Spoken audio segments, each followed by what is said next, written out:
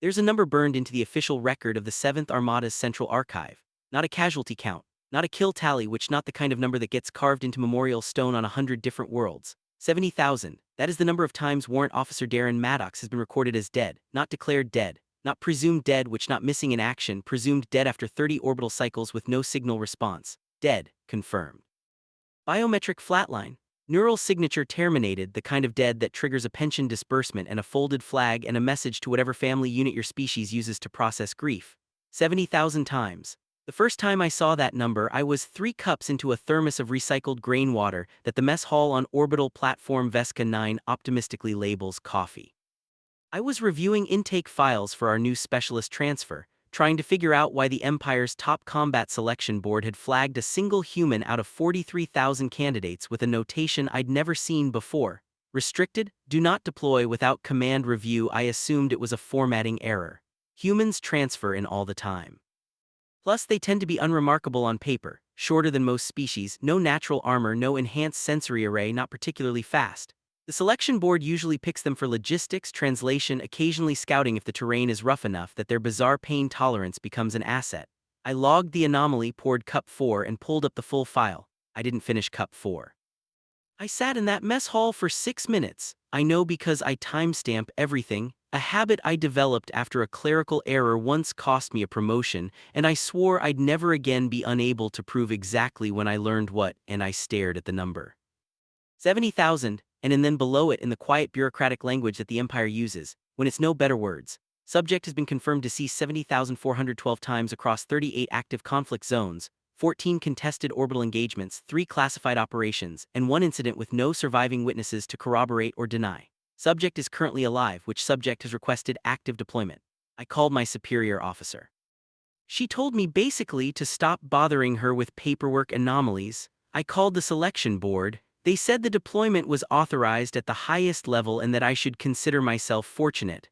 I called the medical division. They said the file was above their clearance. Maddox arrived on platform Vesca 9 at 3:40 hours, carrying a pack that looked like it had been repaired with 7 different kinds of adhesive, wearing a jacket with a small tear at the left shoulder that had been stitched closed with what appeared to be cargo wire. Look, he shook my hand. Plus his grip was not remarkable. He said, "You must be Operational Director SS Veth. The file said you'd be waiting up." I said, "The file also said you've died 70,000 times.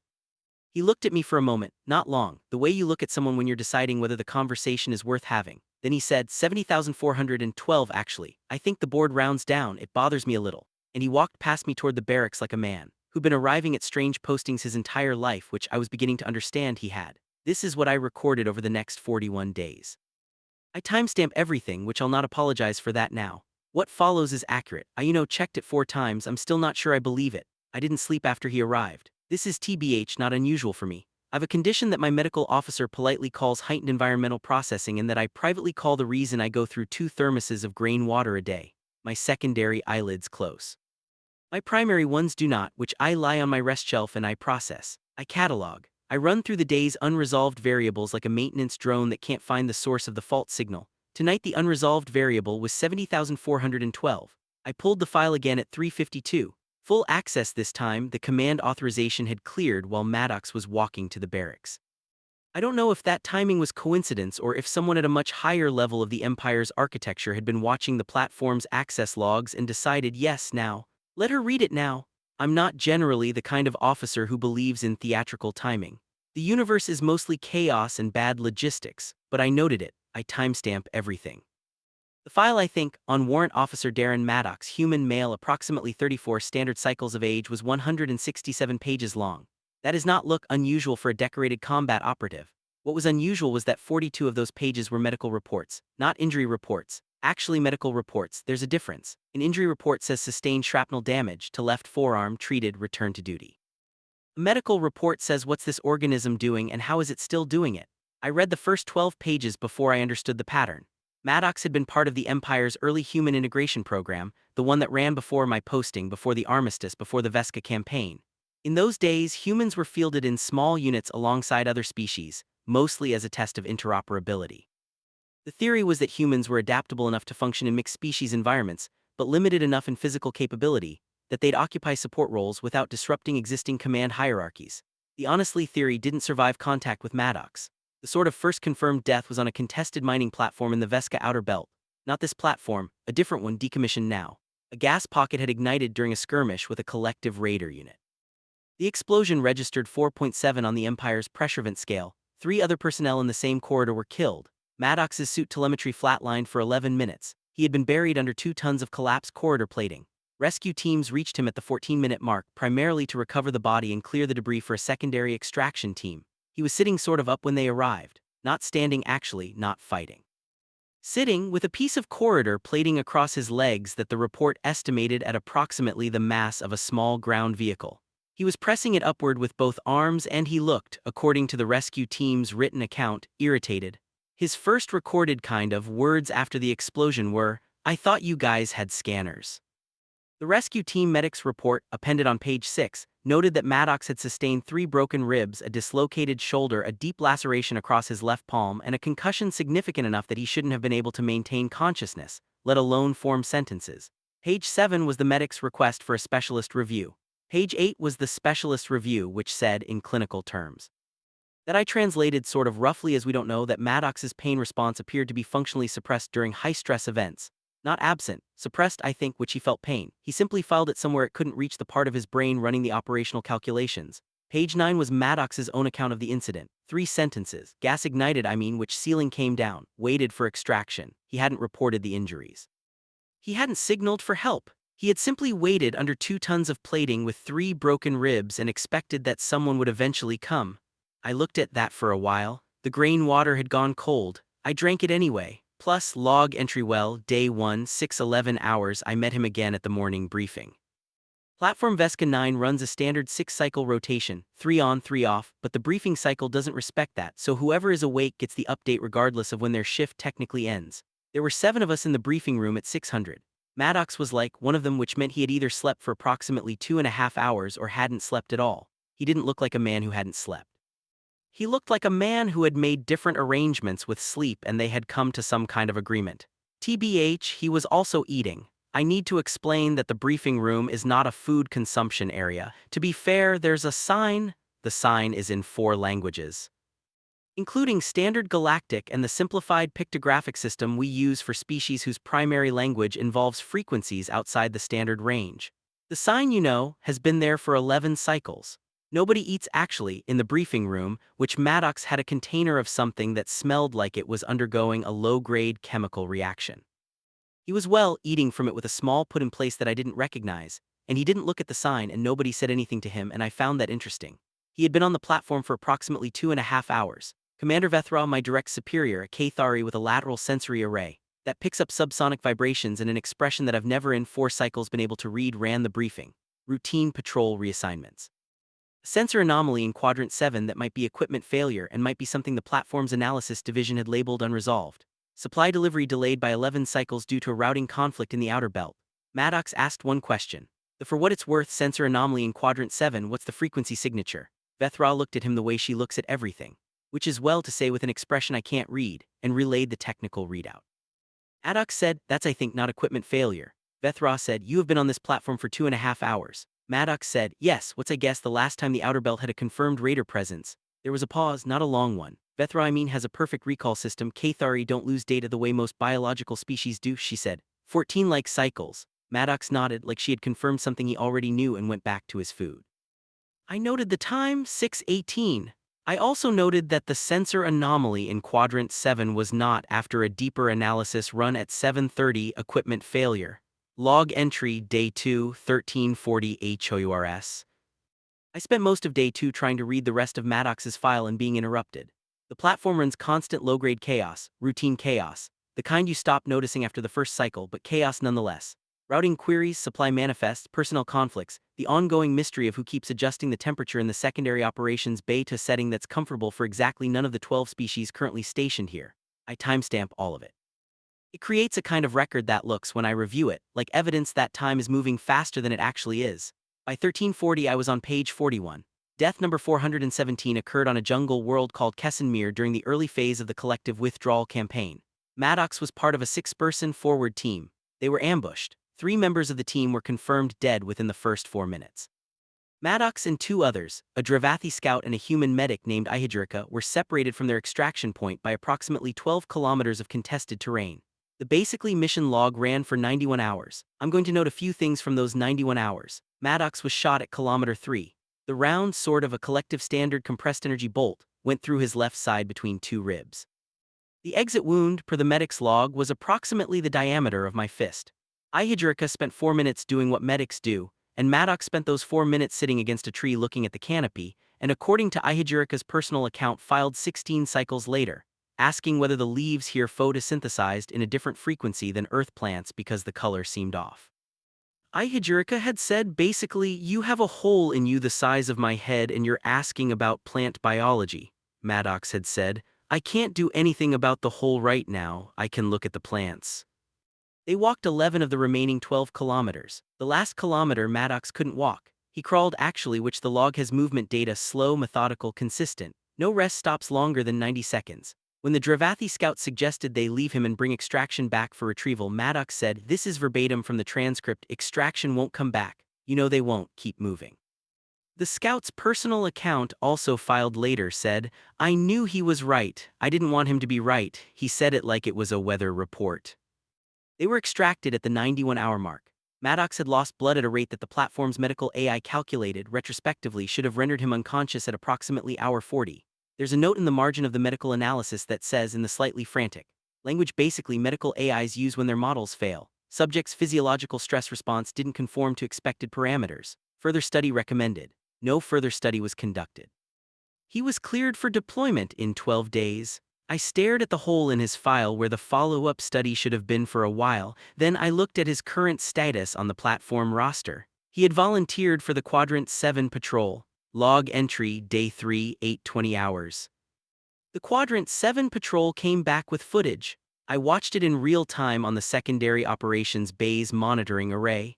Maddox was the designated point operative, his own request, which Vethra had approved with the kind of silence that I was beginning to understand was her version of fine, but this is your problem. The I guess patrol unit was 5 personnel. Maddox, 2 Cathari soldiers from the platform's standard garrison, and 2 humans from the logistics division who had apparently volunteered after Maddox mentioned at breakfast that the anomaly looked interesting. I noted that he had mentioned it at breakfast. I noted that 2 non-combat classified personnel had volunteered anyway. I noted the time, 8:23. The patrol reached the anomaly at 8:41. It was a collective relay probe, small, passive, the kind that doesn't shoot back but does broadcast everything it records to a receiver somewhere in the belt. The Cathari soldiers wanted to destroy it immediately. Standard protocol. A collective relay probe in your patrol zone is surveillance, and surveillance means they know your patrol pattern, which means they know your vulnerability window. Maddox said, "Don't touch it yet." One of the Cathari, the one I'll call Soldier 1 because their name involves a subsonic component I can't represent in a written log, said, "It's a relay probe, destroy it, change the patrol pattern, done." Maddox said, "When did it start broadcasting?" Nobody knew. Maddox said, "Then we don't know what it's already sent. If we destroy it now and change the pattern, they know we found it. If we leave it and change the pattern anyway, they think we missed it, and we get to watch what they do when they think we missed it." There was a pause. The footage shows the Cathari soldiers' head crests, which are a biological stress indicator for their species, shifting slightly. Soldier 1 said, "That is a significant operational risk." Maddox said, "Yeah," he was already walking away from the probe. "Log the position, plus don't touch it, let's go." I pulled up the command doctrine file for relay probe encounters. There are 17 protocols, not one of them says leave it and watch. I flagged the decision for Vethra. Vethra reviewed it and said, "He's not wrong." I noted the time, 9:02. I went back to the file. Log sort of entry, Day 4, 11:15 hours, page 63, death number 2040. I want to be precise about what I mean when I say death. The Empire's biometric systems use a tiered confirmation model. Tier 1 is a neural signature drop.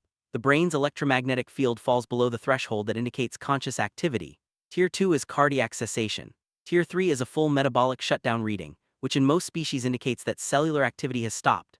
A Tier 3 confirmation is, in the medical literature I could find, considered irreversible for every species in the Empire's registry. Maddox has 6 Tier 3 confirmations. I sat with that number for a while. 6 times the Empire's most complete medical monitoring system had looked at Darren Maddox and said, "This organism has stopped." 6 times, some interval later, ranging from 4 minutes to, in one case, a number that made me recheck the timestamp 3 times, 47 minutes, the system had been wrong. The medical notes on the 47-minute incident were 7 pages long and included the word unprecedented 11 times and the phrase we've no adequate model 4 times. The attending physician had included a personal note at the end. Marked as non-official that said simply, I've been practicing medicine for 30 cycles, I do not know what I witnessed. Page 64 was Maddox's own report of the same incident, 2 paragraphs. He described the tactical situation that had led to the event, the decisions he had made and the outcome. He didn't mention the 47 minutes. There was no indication in his language that he was aware of them. I called the medical division again. Different contact this time. I'd found a name in the file, a Dr. Osai, who had been the lead analyst on Maddox's physiology during the early integration program. She answered, which surprised me. I said, the 47 minutes. She said, a pause. You pulled TBH the full file. I said, yes. She said, what's your question? I said, what happened? She said, we don't know. Cellular activity ceased. In my opinion, neural signature ceased. By every measure he was dead. Another pause, longer. And then he wasn't. I said, that doesn't make sense. She said, no, it doesn't. I could hear something in her voice that I didn't have a good word for. Director, can I ask you something? I said yes. She said, when you met him, in person, what was your first impression? I thought about it. His grip, the pack with 7 different adhesives, plus the jacket with the cargo wire stitching. The way he had said 70,412 actually with that fractional irritation as if the rounding were the part worth correcting. I said, he seemed very ordinary. She said, yes, and I could hear it now, not quite a laugh, not quite exhaustion, somewhere between them. That's the part that bothered us too. She ended the call. I stared at the grain water for a moment and then drank it cold. Log entry, day 5, 3:40 HOURS. I couldn't sleep again, not because of the condition, because I'd finished the file in 167 pages, 70,412 confirmed deaths across 38 conflict zones, 3 classified operations and the 1 incident with no surviving witnesses, 6 Tier 3 confirmations, 91 hours on basically Kesson Mir with a hole in his side, the corridor plating on the mining platform.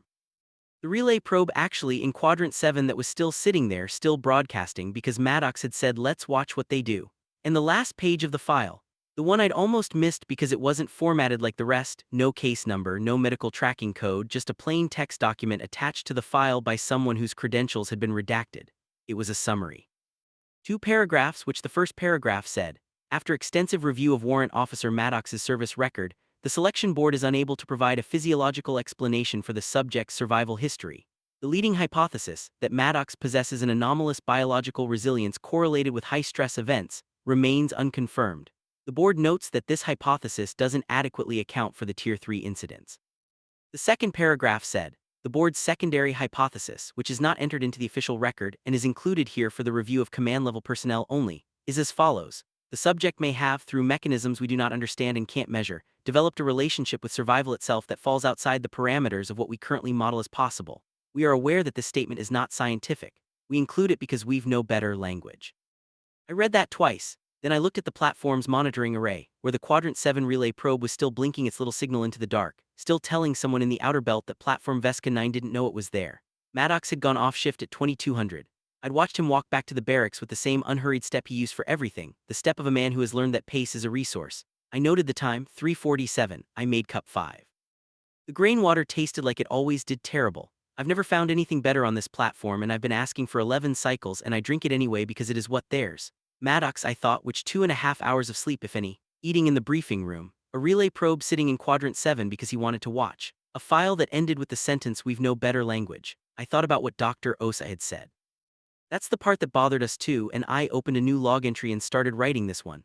The sensor anomaly TBH in Quadrant 7 updated at 4:12. New activity which something in the outer belt had shifted position. I noted the time, I flagged it for Vethra, then I flagged it for Maddox, which was not technically in my operational protocol but I did it anyway. He responded in 40 seconds. He said, yeah, I saw it, I've been up.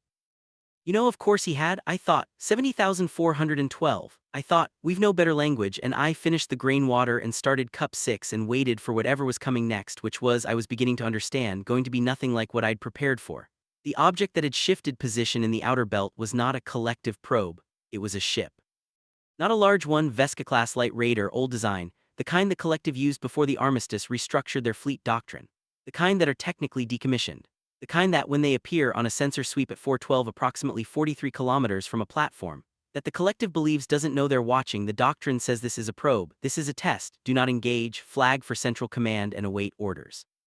I flagged it for Central Command at 417. Central Command acknowledged at 8:31, 14 hours. I noted that. I note everything. 14 hours in which a decommissioned but clearly not decommissioned collective raider sat in our outer sensor range and we were officially waiting for orders.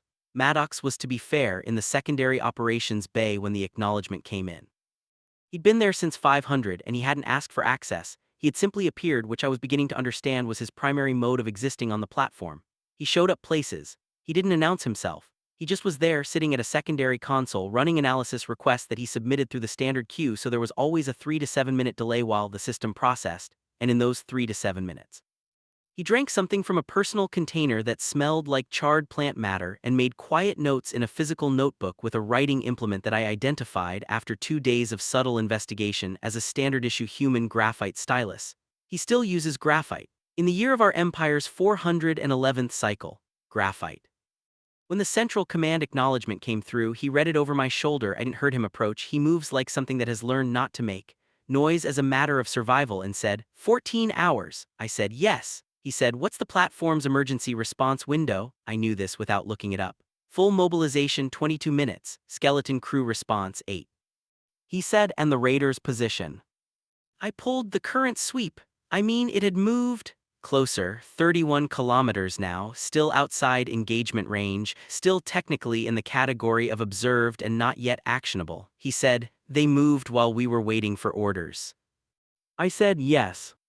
He didn't say anything else for a moment. I watched him make a note in the graphite book. I couldn't read the notation from my angle and I told myself I wasn't trying to. Then he said, who's the ranking combat officer on shift right now? I checked, Lieutenant Orevsath and Cathari Garrison's 2nd Unit. He said, can I talk to him? I don't know exactly what Maddox said to Lieutenant Orevsath between 8:49 and 10:15 because Orevsath's personal comm channel is not part of my monitoring remit, and I was not, technically, supposed to be trying to access it. I know what happened after 10:15 because I was watching the operations array. At 10:15, the platform's 3 short-range patrol interceptors were logged for routine maintenance inspection, a designation that requires no command authorization and generates no alert flags, and began their pre-flight sequence. At 10:24, Maddox submitted a sensor analysis request through the standard queue. The request asked for a calibration sweep of Quadrant 7's outer sensor array, which is a routine maintenance task, which also requires no command authorization. A calibration sweep, I should mention, requires the sensor array to actively ping a defined space envelope. It is not a weapon, it is not an aggressive action, like it is officially maintenance. The ping envelope that Maddox had requested covered exactly the position of the collective raider. I stared at that for approximately 4 seconds, then I flagged it and walked to the secondary operations bay. He was still at the secondary console, graphite book open, container of charred plant smell on the edge of the console in a position that was technically a safety violation. I said, the calibration sweep. He said, I said, if we ping that envelope the raider knows we can see them. He said, yes. I said, and if they know we can see them, he said, they either run or they don't. I said, and if they don't run, he said, then we already know what they were going to do and the interceptors are ready. I stood there. The fan on the secondary console cycled through its rotation. It's a slight wobble on the 3rd beat that maintenance has been nodding in reports for 6 cycles and never fixing. And the sound of it is the specific background frequency of this room, and it was very loud in the silence after what he had said. I sort of said, this is not an authorized operation. He said, no, it's a maintenance calibration. He looked at me for the first time since I'd walked in. His expression was not unkind. It was the expression of a man who had done this calculation many times and found the same answer. Director, do you know what that raider is doing out there? I said, surveillance, possibly preposition for an approach. He said, it's measuring our response time. It moved twice while command was silent. It's going to move again. Each time it moves and we don't react, it recalibrates its threat assessment of this platform down. In about 8 cycles, it'll decide we're not paying attention. He picked up the charred plant container, took a drink, put it back. I've seen this before, he said. Different belt, different raider model, same pattern, he paused, twice. I noted twice out of 70,000 confirmed deaths across 38 conflict zones. I said, what happened the other times? He said, the first time we waited for orders too. He didn't say what happened after that. He didn't need to. I looked at the calibration sweep request still sitting in the queue. I approved it at 10:31. The radar ran, not immediately. The ping hit at 10:33, and for 40 seconds nothing happened, and I'd approximately 8 separate thoughts about my career, my record, the command authorization I didn't have, and whether the grain water would taste better if I added the mineral supplement that Dr. Osai's file had mentioned that human soldiers occasionally consumed for unclear physiological reasons. Then the Raider's engine signature lit up. It was running at full thrust, hard burn, back into the belt. The three interceptors that weren't officially in any kind of tactical posture were also moving. Not chasing, they were positioned, and they had been positioned for approximately 11 minutes, in a containment triangle that I now understood Maddox had worked out sometime before 8:49 and communicated to Orevsath during the 76-minute conversation I was not supposed to have been monitoring. The Raider, well, hit the containment boundary at 10:36. One of the interceptors fired a warning pulse, not a weapon, a navigation disruption, the kind that scrambles short-range maneuvering systems for approximately 90 seconds. The Raider slowed, stalled. The other two interceptors took position on its flanks. At 10:41, the Raider broadcast a standard distress and surrender signal. I noted the time. I also noted that the entire operation from calibration ping to containment had taken 8 minutes and that we hadn't fired a single weapon, and that the platform's official log showed nothing but a maintenance sweep and some interceptors that happened to be in the right place. Central Command basically acknowledged the surrender at 12:09. 14 hours for, to be fair, a threat response. 96 minutes to acknowledge a resolution, which I noted that too. The Raiders' crew was 3 collective soldiers, all of them young by collective standards, which means they had been in service for less than 5 cycles, and one of them had an injury from the navigation disruption that the platform's medical bay needed to look at. Maddox went to the medical bay. I want to be precise, he was not assigned to the medical bay. His role on, honestly, the platform was specialist operations, which meant he went where the operations required him. The medical bay was not, by any operational interpretation, where the operations required him. He went anyway. At 7:14 I tracked his platform ID moving through the residential corridor toward the medical block, and I sat at my console for a moment with my cup of grain water, and then I pulled up the medical bay's internal monitoring feed, which is part of my remit because it's a security access point, and watched. The injured collective soldier was a young male. Collective species, bilateral symmetry, denser musculature than most Empire races, the reddish-brown coloring that their outer colonies tend to develop under different stellar radiation. He was sitting on a medical platform with his arm in a diagnostic brace, and he looked the way that very young soldiers in custody always look, which is like they've run a calculation and found that the outputs are all bad. Maddox came in and sat down on the bench across from him. The medical bay attendant, a civilian contractor, not military, looked up and then looked at Maddox's uniform and then went back to the diagnostic panel without saying anything. Maddox didn't say anything for a while either. He had the graphite book with him. He made a note. He looked at the Raider soldier, then he said, "How's the arm?" The collective soldier stared at him. I don't know if he spoke standard. Collective outer colony troops sometimes have limited standard coverage, but the question was simple enough that the intent was clear. A long pause. The soldier said haltingly, with the specific grammar errors that indicate a secondary language speaker, "Functional, the device, what was it?" Maddox said, "Navigation disruptor, shouldn't have done lasting damage." The soldier said, "You weren't supposed to see us." Maddox said, "No." Another pause, longer. The soldier said, "How long did you know?" Maddox considered this. I watched him decide how much truth was useful. "Day 1, he said. The soldier made a sound not standard, something that translated in his species register as something between disbelief and resignation. Then he said, 'You are the human, the one in the file.' I sat up a little straighter at my console. Maddox said, 'There's a file.' The soldier said, 'There are files. Our intelligence division, they track certain personnel.' He paused, the way people pause when they're deciding if information is still dangerous to share when you're already in custody. 'You are listed as Category 7. Maddox said, 'What's Category 7? The soldier looked at him. The look was complicated. I watched it move through several phases. He said, "Do not engage, do not approach. If encountered, withdraw and report." The medical bay fan hummed. Outside the viewport, the outer belt was just a smear of debris and reflected starlight. Maddox said, "Huh." He made another note in the graphite book. "Good to know." He got up, he nodded at the soldier, the kind of nod that's not deferential and isn't dismissive, just acknowledgement, one person to another, and walked out. I sat at my console for 3 minutes and 17 seconds before I remembered to note the time.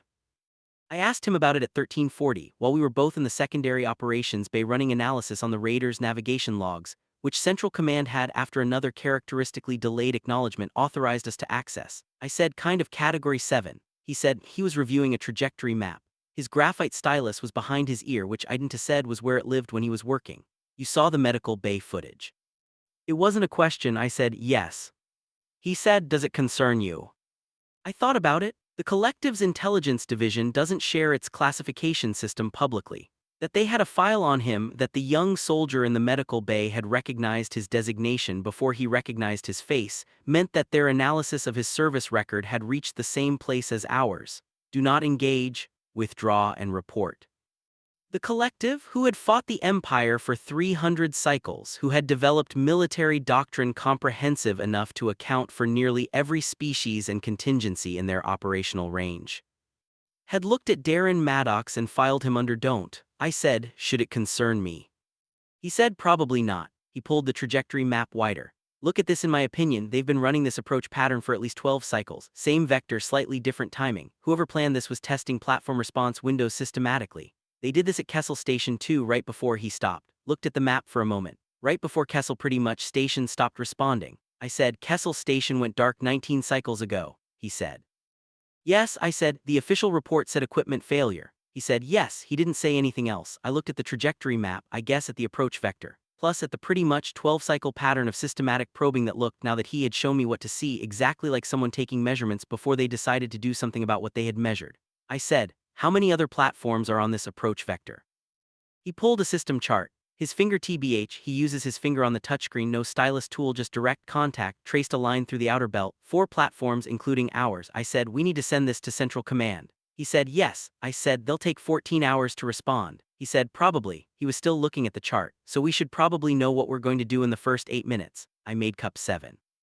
I didn't even taste it. I've been doing this job for 4 cycles, and in that time I've sent approximately 240 priority alerts to Central Command, ranging from genuine emergencies to the 3 separate times the platform's environmental system confused a minor coolant fluctuation for a biological hazard event and locked down 2 corridors. I've received responses ranging from immediate action orders to the sort of silence that means handle it yourself and document whatever you do so we can evaluate it later. The trajectory analysis we sent at 14:03 on day 7 received a response at 22:08 on day 8, 31 hours. The response said, sort of analysis reviewed. Recommend standard patrol frequency increase pending further intelligence assessment. No immediate action authorized, and I read it 3 times. I showed it to Maddox, which he read it once. He, to be fair, nodded once, the way he nods when something is exactly what he expected and he doesn't find it surprising, just registered. He put the graphite stylus back behind his ear. He said, okay. I said, okay. He said, they're not wrong, they don't have the context they're looking at a trajectory report from a single platform without the previous 12-cycle pattern data, without the Kessel Station correlation, without, he paused. They're working from incomplete information and making a reasonable call. I said, you're defending them. He said, I'm describing the problem. He looked at the response again. The answer is we give them the context, the full analysis, everything including the Kessel correlation. I said, I put the Kessel correlation in the report. He said, you noted it, I need to write it. I know that at 3:40 on day 9 he was still in the secondary operations bay with the trajectory analysis, and the Kessel Station records that I'd pulled from the archive at his request, and 3 other reports from platforms along the same approach vector that, when arrayed together in the way he had arrayed them, looked less like a series of unrelated incidents and more like a plan. I know that at 600 he submitted a revised intelligence summary to Central Command, 14 pages. I read it before he sent it. It was the clearest document I'd read in 4 cycles of operational work, not because it was simple, but because every sentence had been chosen to do one thing, and every piece of evidence was positioned to land in the right order, and by the end of it the conclusion was not something you were told. It was something you arrived at, which the conclusion was, this platform and the 3 others on this approach vector are being measured for a coordinated incursion. The timeline based on the pattern data is approximately 20 cycles. I noted the time, 6:01. I thought about the relay probe in quadrant 7 still blinking away in the dark. I thought about the young collective soldier in the medical bay who had said category 7 like it meant something specific and serious. I thought about the sentence in the selection board's file, a relationship with survival itself that falls outside the parameters of what we currently model as possible. Central Command responded at 7:48. 1 hour and 47 minutes, the response said, kind of intelligence summary received, full threat assessment authorized, resources pending allocation. I showed Maddox, plus he said, good. He closed the graphite book. I said, it's not solved which resources pending allocation means. He said, it means they're taking it seriously, that's enough for now. He picked up his charred plant container, it was empty, I could tell by the way he tilted it. He looked at it briefly with an expression I hadn't seen him wear before, something small and tired and human, and then he set it down. He said, I'm going to sleep for a few hours. I said, you haven't slept since day 7. He said, I know. He stood up. His back made a sound that my species joints make when we've been in a single position too long. His back made it too, which was somehow unexpected and then somehow wasn't. Do you want me to leave the analysis open? I said, yes. He nodded, walked to the door. I kind of said, Maddox. He stopped. I said, Category 7. Does it bother you that they classified you that way?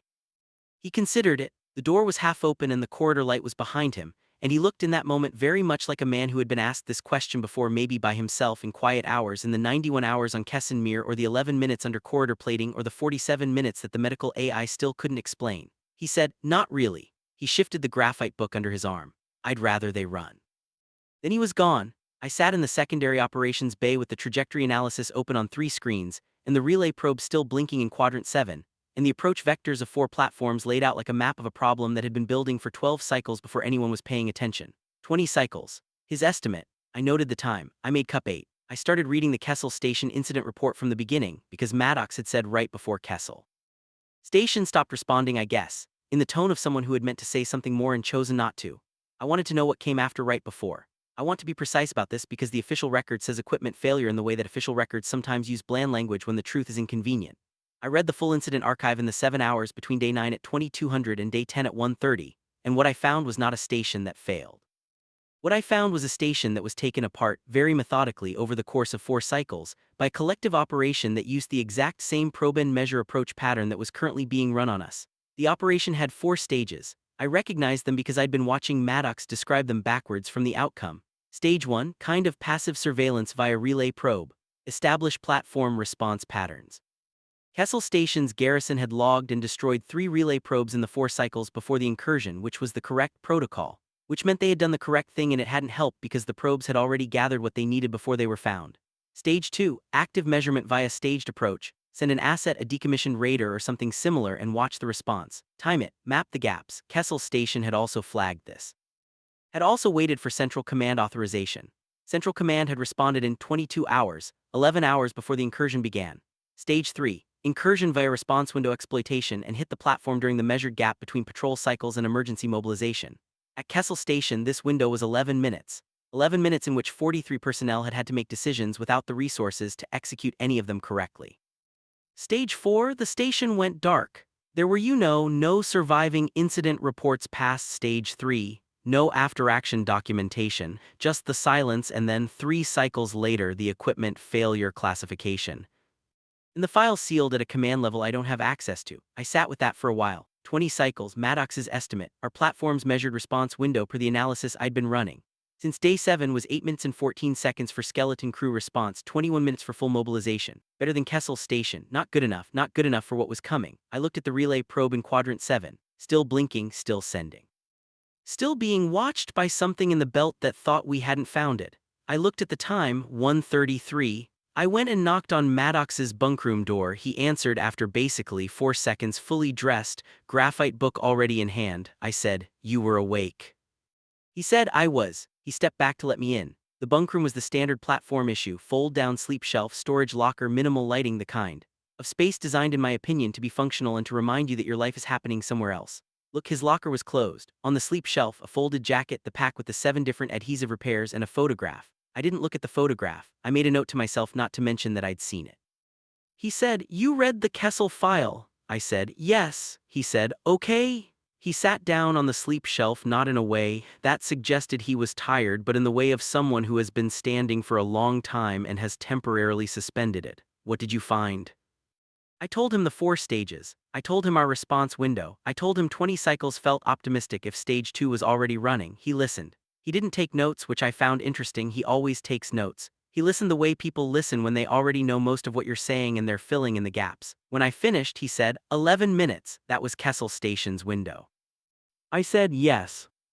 He said, "We have 8, better, but..." He looked at the photograph, not for long, just honestly a glance, the way you look at something that's in your peripheral field and you're not quite looking at and you're not quite not. "The Su isn't the window." I said, "What's the Su?"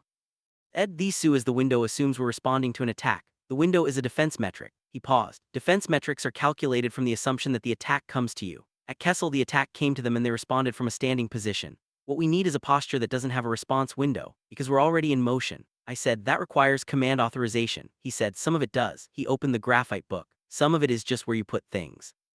I'm going to compress 4 days here because they were the kind of days that feel long while they're happening and then, in retrospect, feel like a single continuous event. Maddox spent 4 days reorganizing Platform Vesca 9 in ways that didn't technically require command authorization. He didn't do this by himself, he did it by having conversations. Plus, he, in my opinion, would sit in the secondary operations bay, or the mess hall, or occasionally a corridor because the mess hall was too loud.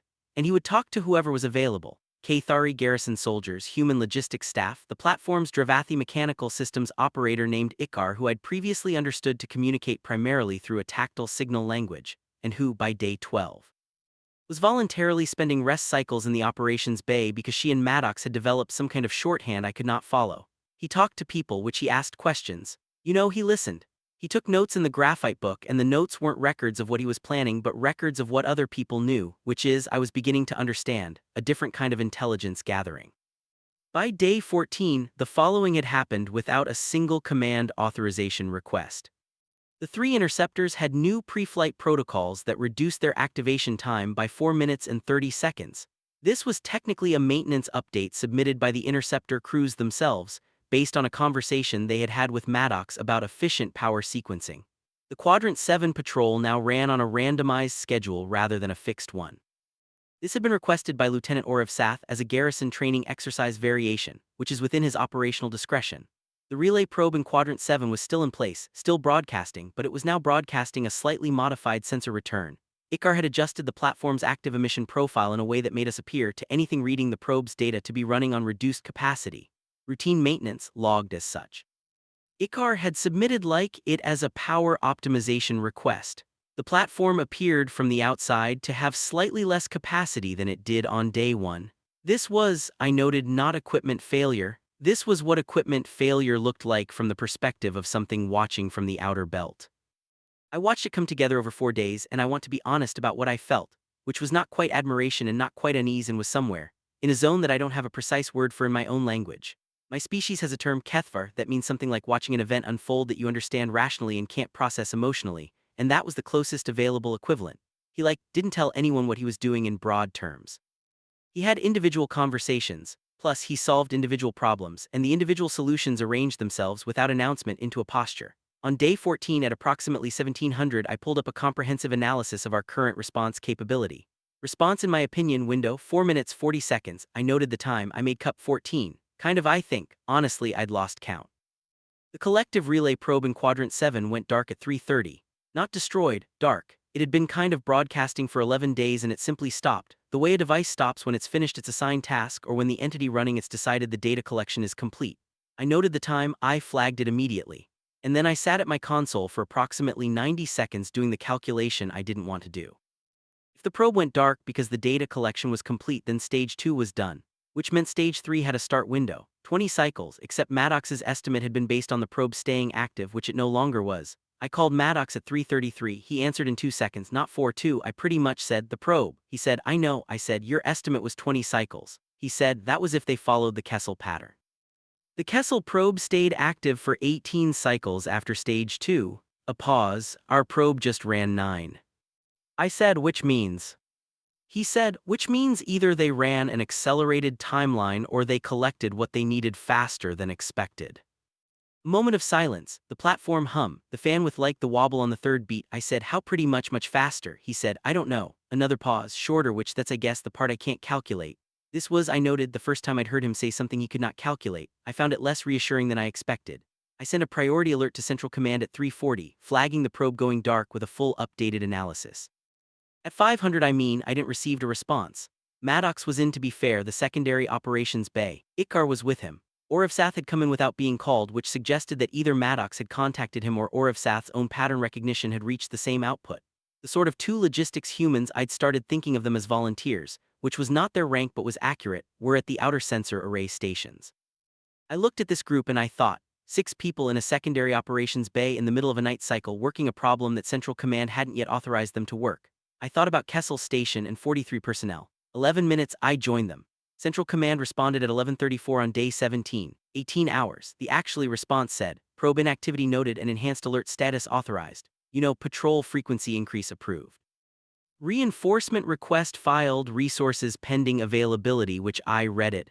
I showed it to Maddox, he read it, he was quiet for a moment. Then honestly he said, what's the current reinforcement queue? I checked. 47 platforms on alert status ahead of us.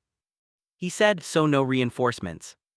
I said, not in a useful time frame. He said, okay, he wrote something in the graphite book. Then we use, I guess, what we've. I said, what do we've? He said, everyone who's already here. He looked up, and everything they know. I'm going to be honest about day 18 through day 20, in a way that the official log doesn't quite capture. Those 3 days were the most exhausting of my 4 cycles on platform Vesca 9, and I've been here through 2 equipment crises, one medical emergency that involved a species contamination event in the water recycling system, and the time the environmental AI misidentified a Cathari stress scent as a chemical weapon, and sent the whole platform into lockdown for 6 hours. They were exhausting not because of what happened, but because of what we were all waiting for. Maddox held briefings. Short ones 15 minutes no more because he said long briefings at high alert status are how you drain the people you need functional. He covered like what we knew, what we had changed, what each person's role was in the first 4 minutes and 40 seconds of an incursion scenario. He ran drills, but not the kind that look like drills. He ran scenarios, problems to solve. The solutions to the problems happened to move people to the right places and activate the right systems. I watched him do this for 3 days, and I want to note one specific moment. Day 19, 1600 hours. A session in the secondary operations bay. 6 people, including me, including Ikar, including one of the Cathari soldiers who had been in the original Quadrant 7 patrol. I'll call her Soldier 2 because I have the same notation problem, and she asked in the flat, direct way that Cathari ask things when they've decided the question is worth the risk of the answer. Warrant officer, you have been confirmed dead 70,000 times. A pause, is that true? Maddox said give or take. She said how? He said luck mostly. She said that is not an answer. He considered this. He was doing the thing he does when he's deciding how much truth is useful. I'd gotten better at reading it over 18 days. He said, you know how some materials get stronger where they crack? She said, yes. He said, I think I'm like that, but I can't tell you why and I'm not sure it matters. He looked at the operations map. What matters is what we do before it gets to that. Soldier 2 was quiet for a moment, then she said, what is your contingency if it does get to that? He said, same as always. He turned a page in the graphite book. Keep the others kind of alive and figure out the rest from there. There was no particular drama in how he said it. It was a logistical statement, the same register he used for patrol timing and response windows. Keep the others alive and figure out the rest from there. As if the kind of rest were a solvable problem rather than the thing that had killed him 70,000 times. The TBH fan on the secondary console wobbled on its 3rd beat. I noted the time. I mean not decommissioned raiders. Active class collective strike vessels, the kind that the Armistice Treaty said the collective was decommissioning in the outer regions, but that had apparently not gotten that message. I was already at my console, which Maddox was already in the secondary operations bay. I don't know when he got there because I didn't track his movement from the bunkroom, which is a gap in my log that bothers me every time I think about it.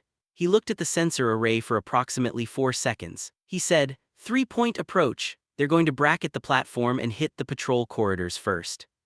He said it like a man reading a transit schedule. I said, that's an engagement class force we aren't rated for. He said, we're not going to fight them the way they expect to be fought. He was already at the communications panel. Look, get Orivsath, get Ikar, get the volunteers, 4 minutes. I noted the time 2:40. I thought about what comes next, and I found, which was strange and which I'll record accurately because I record everything, that I was not afraid in the way I expected to be afraid. I was doing the thing Maddox had said, which was, know what you're going to do in the first 8 minutes. 4 minutes and 40 seconds actually. We had improved, I noted that, I noted the time. I sent the for what it's worth emergency alert to Central Command and didn't wait for the response. I want to describe the next 4 minutes and 40 seconds accurately. I've the sensor logs. In my opinion, I've the communications records. I've my own timestamp notes, which are more granular than any other documentation on the platform because I'm who I'm and I can't stop doing this even during an incursion event. I've statements from Sath, Ikar, the 2 volunteers and 6 Kathari garrison personnel filed in the aftermath. What I can't tell you because no log captures it, is what it felt like to watch Maddox work. At 2:40, the 3 collective strike vessels were on an approach vector that the analysis we had been running for 11 days said would bring them into engagement range at approximately 3:12, 32 minutes. At Kessel Station they'd had 11 minutes, plus we had 32. Those 32 minutes weren't what I expected and I expected orders. I expected a pretty much command hierarchy activating. I've been in 2 platform emergencies before, not combat emergencies. The kind that involve alarms and cascade failures and people at stations waiting to be told what to do. I expected that shape. What I got was Maddox talking to people, not issuing orders, talking. Or if Sath, your unit is going to secure the docking approach because if this goes to boarding we need the corridors clear. Do you need the updated station map or do you have it? He had the updated station map out before Orav Sath finished answering.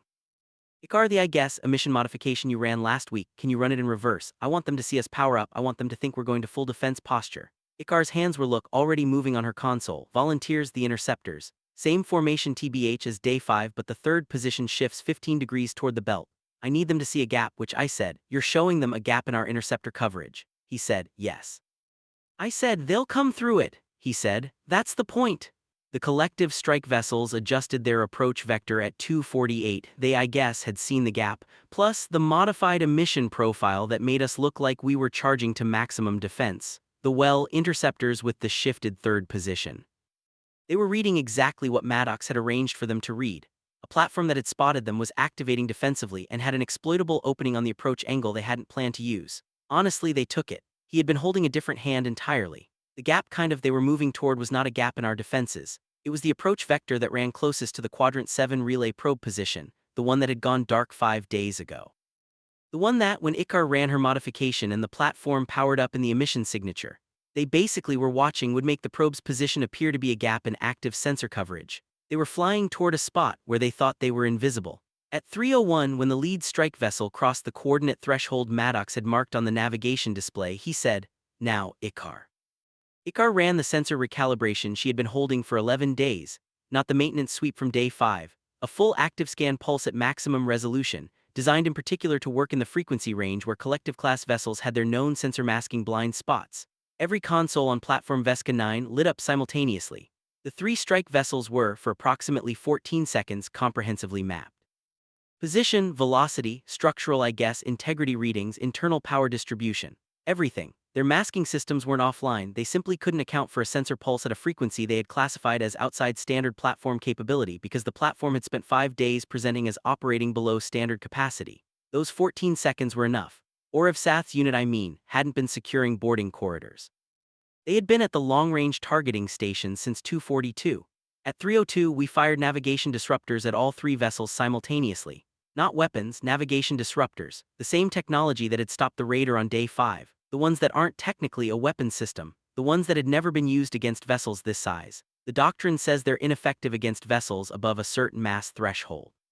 The doctrine had been written based on tests conducted under controlled conditions with vessels using standard propulsion. Strike vessels running a high-burn approach vector, deep in a coordinated maneuver using active masking systems that were drawing power from their compensatory array, those vessels weren't operating under standard conditions. 2 of the 3 vessels stalled. Hard. They, to be fair, lost maneuverability for approximately 90 seconds and their approach vector carried them wide of the platform. The third one didn't stall, it kept coming. Plus I tracked his ID on the platform's internal system. Secondary operations bay to the primary docking corridor in 40 seconds. Running, he TBH doesn't run the way that I've seen other people run during emergencies, which is to say he didn't look like someone running away from something. I pulled the corridor feed later, I've the footage like someone running toward a fixed point that they had calculated in advance. He had his kit, which the pack with the 7 different adhesives, the jacket with the cargo wire stitching at the left shoulder. He also had a platform issue equipment satchel that hadn't seen him pick up, but that Ikar, when I asked her later, said he had prepared 4 days ago and stored in the operations bay in a location that was technically a maintenance equipment staging area.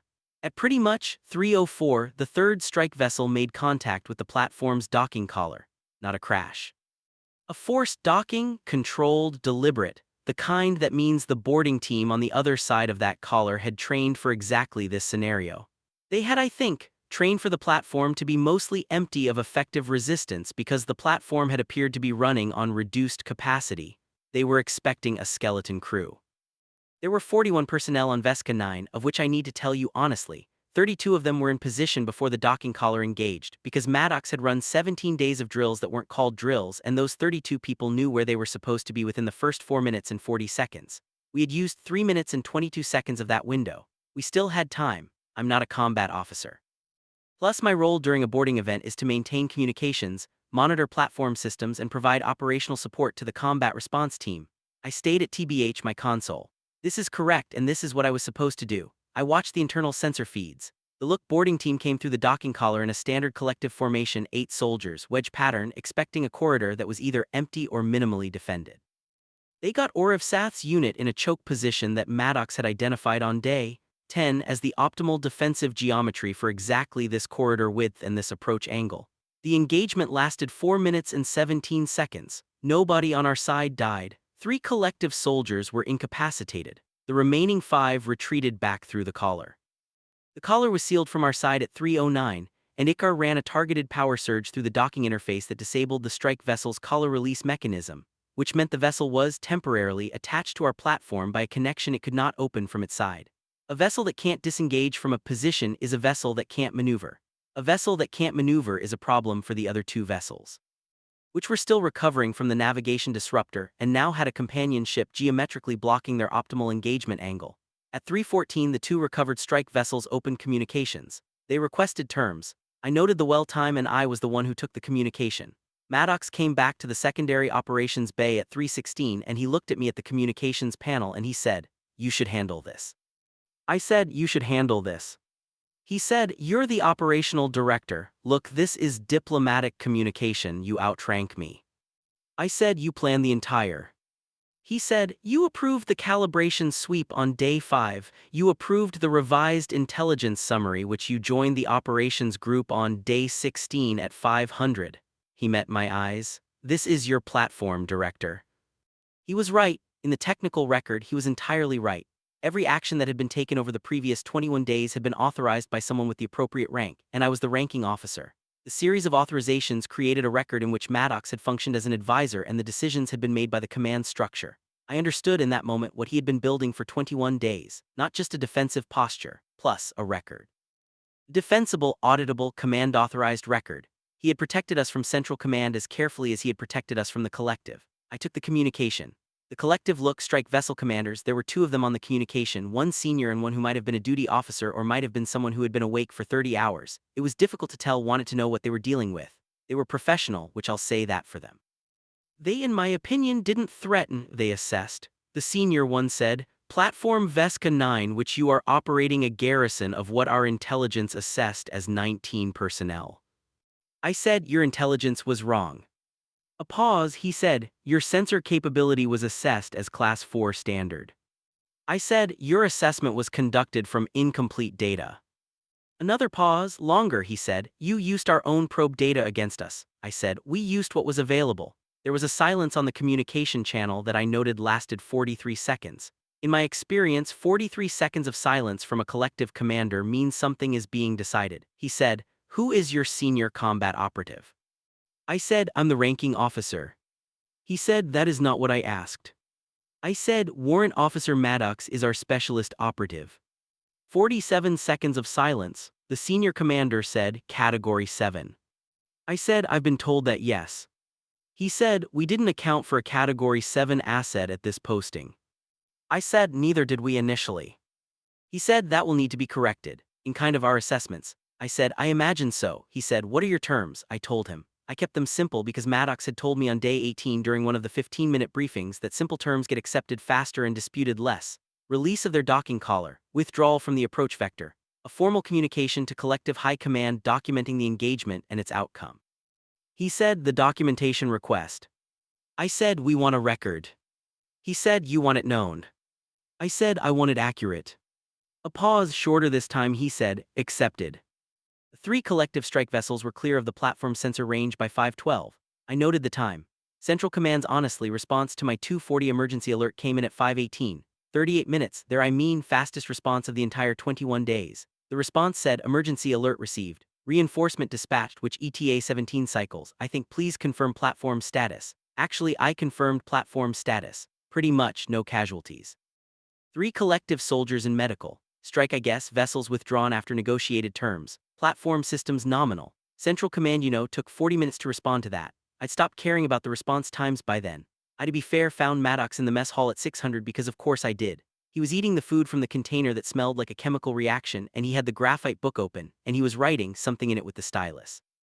He was the only person in the mess hall. Most of the platform was still running on post-incident adrenaline in the secondary operations bay, filing reports, checking systems, doing the things you do after something happens to confirm that you are still in the reality where it happened and you survived it. I got my grain water. I sat pretty much down across from him. I said, the collective commander knew who you were. He said, I said, Category 7, do not engage, withdraw and report. Pretty much, I looked at him, which they didn't withdraw. He said, no, he wrote something.